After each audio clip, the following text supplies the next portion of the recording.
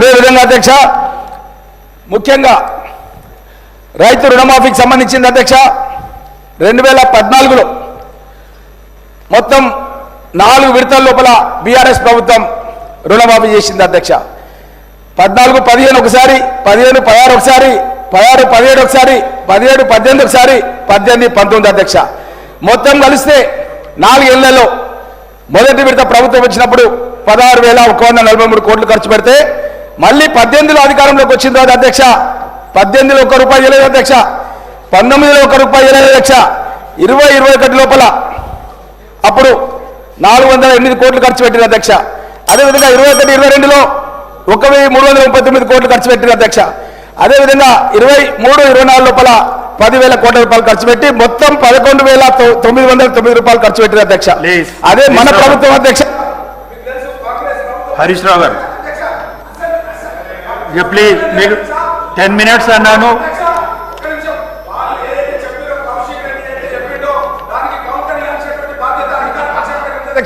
మంత్రి గారు నాకు సమాధానం చెప్పని చెప్పి 5 నిమిషాలు ఇవ్వండి అధ్యక్ష, సమాధానం చెప్తాను.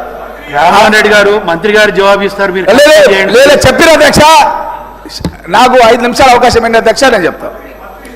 అదేవిధంగా అధ్యక్ష వివేక్, అదేవిధంగా అధ్యక్ష ఉత్తరప్రదేశ్లో కానీ, మహారాష్ట్రలో కానీ, పంజాబ్లో కానీ, కర్ణాటకలో కానీ, మధ్యప్రదేశ్లో కానీ, ఛత్తీస్గఢ్లో కానీ, రాజస్థాన్లో కానీ అధ్యక్ష ఈ రాష్ట్రంలో కూడా రుణమాఫీ చేసిన అధ్యక్ష. కానీ అక్కడ ఎక్కడ కూడా మనలాగా సింగిల్ టైం రుణమాఫీ చేయలేదు అధ్యక్ష, వాళ్ళంతా మల్టిపుల్ రుణమాఫీ అధ్యక్ష.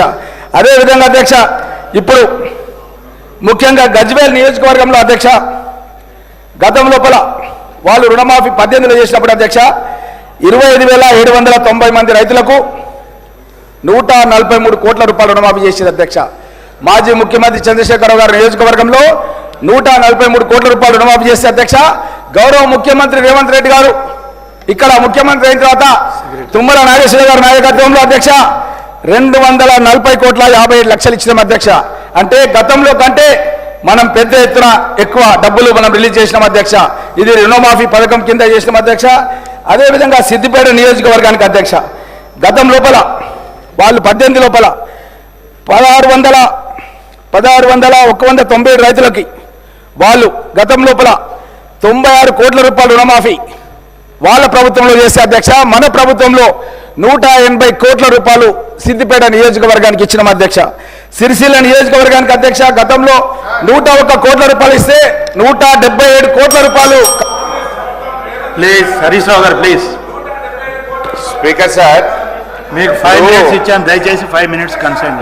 ఇప్పుడు గౌరవనీయులు రామ్మోహన్ రెడ్డి గారు మాట్లాడుతూ నేను సబ్జెక్ట్లోకి వెళ్ళిపోతా. సిద్దిపేట నియోజకవర్గంలో రుణమాఫీ ఎంత అయిందో చెప్పారు. నేను నిన్ననే చెప్పిన నా నియోజకవర్గంలో రుణమాఫీ అయింది 20,000 మంది రైతులకు, కానటువంటిది 22,000 మంది రైతులకు. రుణమాఫీ అయింది తక్కువ, కానటువంటి రైతుల సంఖ్య ఎక్కువ. నేను అంతటితో వారి విజ్ఞతకు వదిలేస్తూ అధ్యక్ష మీరు సమయం ఇచ్చినందుకు ధన్యవాదాలు. మా పొన్నం ప్రభాకర్ అన్న గారు ట్రాన్స్పోర్ట్ డిపార్ట్మెంట్ పద్దు కూడా ఈరోజు ఉంది. ఎవరు కూడా ట్రాన్స్పోర్ట్ గురించి మాట్లాడతలేరు. మా పొన్నం గారు ఏమైనా చిన్నబోతారేమో అని నేను మాట్లాడదామని అనుకున్నా.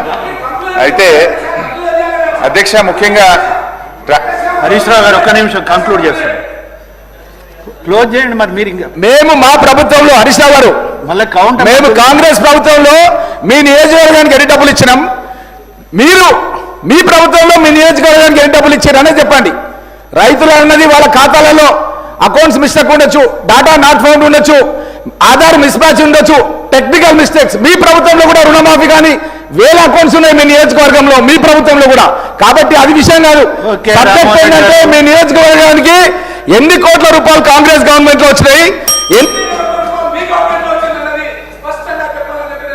మీరు సబ్జెక్ట్లోకి వెళ్ళండి. సరిగా నేను పోతా కానీ మా ప్రభుత్వంలో ఎప్పుడు కరోనా వచ్చినా, ఆర్థిక మాంద్యం వచ్చినా ఎమ్మెల్యేల జీతాలు బంద్ పెట్టిన తప్ప రైతులకు రైతు బంధు ఆపలే.